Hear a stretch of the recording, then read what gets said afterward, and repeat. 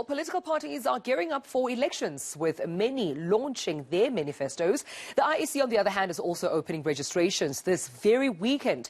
But at the same time, Cosas is calling for special votes for matric pupils. So let's get some analysis right now on the run-up to voting day with political analyst Sandile Swana.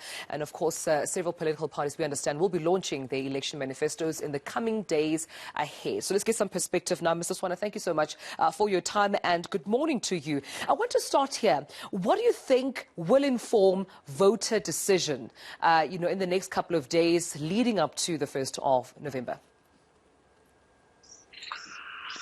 Thank you so much, Tumelo, and your viewers. What is going to inform these votes is a strong desire for change in South Africa, in governance in South Africa.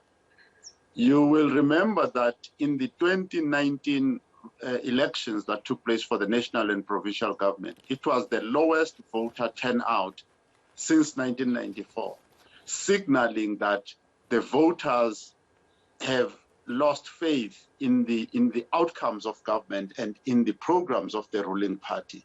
So we would expect people to vote because they are looking for change. Yeah, and with that being said, who do you think they're likely to vote for? I'm asking this because one of our viewer questions to our viewers this morning is, will they be keeping the same political party they've been voting for, or are they open to, what other parties have to offer? Because there's been debate around the smaller parties having more of an opportunity right now during these elections to campaign and get their message across.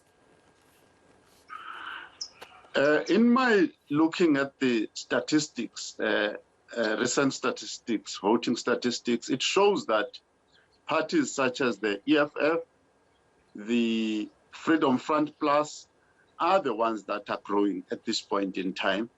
The question will be whether the DA has somehow managed to gain some credibility to also begin to gain out of that. Some of the ANC voters, given the ructions that are going on, are also quite likely to end up staying at home. Mm. And also, we just heard from election head of the ANC, Fikile Mbalula. We actually played the soundbite right here on eNCA saying they are planning to take back Tshwane. It was a choice in the past for them not to be opportunistic, but at this point they want to govern Tshwane. Do they stand a chance during these local government elections? They do stand a chance because I still believe that the ANC, even in the metros that it has lost, it is still able to garner about 40% of the vote and therefore form a good basis more than anybody else to form a coalition. Obviously, that depends on whether the opposition parties are prepared to bury the hatchet and actually go for power themselves. As we saw the last time, the DA and the EFF had a good opportunity to run these metros, but their own internal differences caused them to lose, not because the ANC was gaining strength or anything, but it was also just because of the divisions within the other smaller parties. Yeah, that's definitely one we're looking forward to seeing how it will pan out, Mr. Swana. But at the same time, when we look at voter behavior, we know that South Africa also has a trend and a pattern of, those who withhold their vote because of the frustrations you spoke about earlier on, that perhaps they haven't seen service delivery, they're not happy with what's happening in the country, or at least the parties they voted for not delivering. What's your perspective in terms of the non-voters in this country?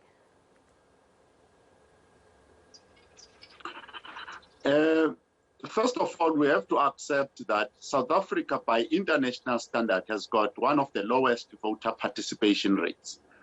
Out of the total number of people who are eligible to vote, the number that actually goes out there and votes is much smaller than other countries.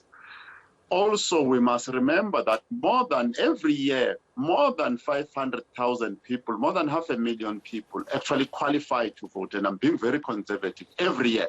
Since 1994, new people who were not in the struggle, who were not in any of that, are qualifying to vote every year. So the number of people who've been added, who have never participated in any anti-apartheid struggle and all that, since 1994 is actually quite large. And those people need to be engaged digitally.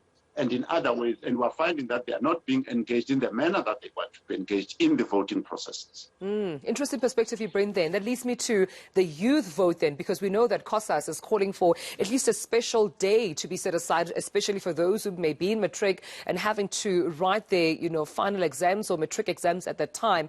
How important is the youth vote in these elections, and will we see it?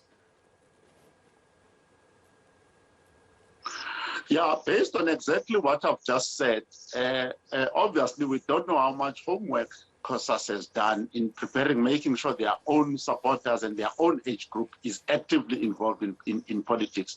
But the fact that they are calling for that is a good sign to say the younger people, who may well be a very significant percentage of the voting public, need now themselves to activate themselves into deciding who goes into power.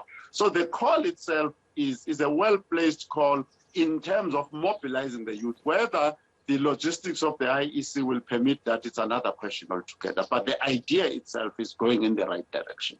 All right, Mr. Sandile Swana, a pleasure talking to you this morning. Thank you so much for your time.